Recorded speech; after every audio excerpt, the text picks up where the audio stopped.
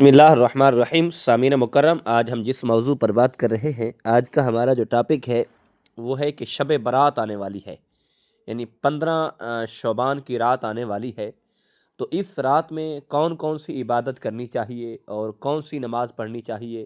اس کا طریقہ کار کیا ہے اور کس وقت عبادت کرنی چاہیے۔ تو آج اس بارے ہم آپ کو آگاہ کرنے جا رہے ہیں، کیونکہ وقت بہت قریب آ رہا ہے، کیونکہ 15 شعبان کی رات ایک عظمت والی، ایک شان والی رات ہے۔ تو اس رات کو ہمیں کیسے گزارنا چاہیے؟ اس رات کو جاگ کر گزارنا چاہیے یا بستر پہ گزارنا چاہیے یا دوستوں کے ساتھ گزارنا چاہیے؟ تو آج یہ ساری چیزیں ہم آپ سے ڈسکس کریں گے۔ تو یقیناً یاد رکھیں کہ اللہ پاک نے ہمیں پیدا اس لیے کیا، اللہ پاک نے ہمیں انسان اس لیے بنایا کہ ہم اپنے رب کو راضی کریں اور راضی کر کے اس کے خاص بندے بن جائیں۔ ہم اس کے انسان ہیں، اللہ نے انسان پیدا کیا ہے ہمیں، تو ہم عبادت کر کے رب کو راضی کریں تاکہ ہماری آخرت خوبصورت ہو جائے۔ یہ ایسا نہیں ہے کہ اللہ نے ہمیں پیدا اس لیے کیا ہے کہ دنیا میں جا کر مال کماؤ گے، اتنا پیسہ کماؤ گے، جائیداد اکٹھی کرو گے، بلڈنگ بناؤ گے، کوٹھی بناؤ گے، گاڑی بناؤ گے، لیکن یہ سب چیزیں نہیں ہیں، لیکن خالص عبادت کے لیے ہے۔ ہمارے پیچھے اسلاف کی طرف چلے جائیں تو انہوں نے دنیا کو ترجیح نہیں دی، دولت کو ترجیح نہیں دی، بلکہ دین کو ترجیح دی ہے۔ تو ہمیں اللہ موقع دے رہا ہے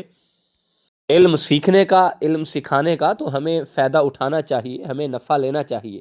ہر بندہ منافع کی صورت میں ہوتا ہے، نفع کی صورت میں ہوتا ہے اور کاروبار بڑھانے کی صورت میں لگ جاتا ہے، تو پھر یقیناً ہمیں بھی ایک ایسا موقع مل رہا ہے، ایک ایسی عظمت والی اور ایسی شان والی رات آ رہی ہے، تو ہمیں اس رات میں نفع کمانا چاہیے اور ہمیں اس کا جو نفع ہے وہ لینا چاہیے، اور اس رات سے ہمیں لطف انداز ہونا چاہیے،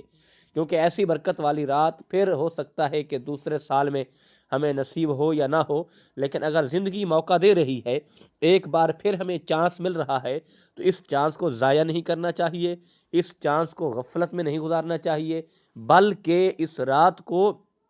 قرآن پاک کی تلاوت کرتے ہوئے گزاریں، ذکر و اذکار کرتے ہوئے گزاریں، نوافل پڑھتے ہوئے گزاریں، تو یقیناً ایک بہت بڑی یہ خوبصورت بات ہے، اور اللہ پاک ہماری زندگی بھی سنوار دے گا، ہماری آخرت بھی سنوار دے گا۔ ہر بندہ کرتا تو اس لیے ہے کہ ہماری زندگی بھی خوبصورت بن جائے اور ہماری آخرت بھی خوبصورت بن جائے، تو یقیناً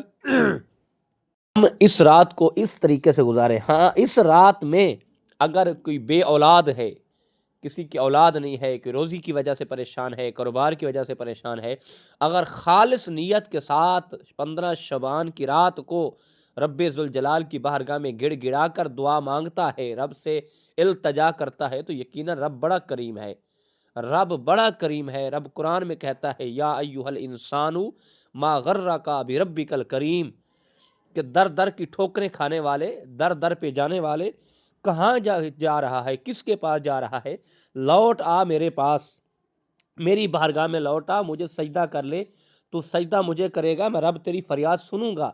میں رب تیری التجا پوری کروں گا۔ تو پھر یقیناً ہمیں رب سے مانگنا چاہیے۔ تو اس شعبان کی رات کو، 15 شعبان کی وہ عظمت والی، وہ شان والی رات ہے جس کے بارے میں سیدہ عائشہ صدیقہ رضی اللہ تعالی عنہا فرماتی ہیں کہ 15 شعبان کی رات کو اگر کوئی بندہ 4 رکعت نماز نوافل پڑھ لیتا ہے تو اللہ پاک اس سے 1 سال کی عبادت کے برابر ثواب عطا فرماتا ہے۔ یارو، یہ نوافل ایسی عبادت ہے، ہم فرض تو پڑھتے ہیں کہ ہم پہ فرض ہیں، ہم سنتیں پڑھتے ہیں تو مصطفیٰ کریم علیہ الصلوۃ والسلام کی سنتیں پڑھتے ہیں، اور واجب پڑھتے ہیں تو یہ ہم پہ واجب ہے، لیکن یہ نوافل ایک ایسی عبادت ہے جو اگر ہم کریں گے تو ہمیں ثواب ہے، نہیں کریں گے تو گناہ نہیں ہے۔ پھر ایسی عبادت نوافل کی صورت میں جو کریں گے، یقیناً وہ عبادت خوبصورت ہو جائے گی۔ 4 رکعت نماز نوافل 15 شعبان کی رات کو پڑھ کر اگر کوئی بندہ رب ذوالجلال کی بارگاہ سے گڑ گڑا کے دعا مانگتا ہے کہ مولا میری فلاں حاجت ہے پوری کر دے، میری فلاں خواہش ہے، وہ اچھی خواہش ہے، اچھی سوچ ہے، تو مولا پوری کر دے، یقیناً رب بڑا کریم ہے، وہ رب پوری کر دے گا۔ اور اس رات کو قرآن پاک کی تلاوت سے گزاریں، ذکر و اذکار سے گزاریں، تاکہ ہماری آخرت بن جائے، ہماری زندگی بن جائے، اور ہم جب قبر میں پہنچیں تو یقیناً رب ذوالجلال کے پیارے محبوب علیہ الصلوۃ والسلام کا ہمیں دیدار نصیب ہو جائے۔ ہر بندے کی یہی تمنا اور یہی خواہش ہے۔ مولا ہماری زندگی اسلام پر ہو، ہمارا خاتمہ ایمان پر ہو، قبر میں آقا کریم علیہ الصلوۃ والسلام کا ہمیں دیدار نصیب ہو۔ ہم تو اس لیے چاہتے ہیں، اس لیے زندگی بناتے ہیں، عبادات کرتے ہیں، تاکہ رب کو راضی کر کے جائیں تو کملی والے آقا کا دیدار نصیب ہوگا۔ اللہ پاک عمل کی توفیق عطا فرمائے، اللہ ہم سب کو آقا کا غلام بنائے۔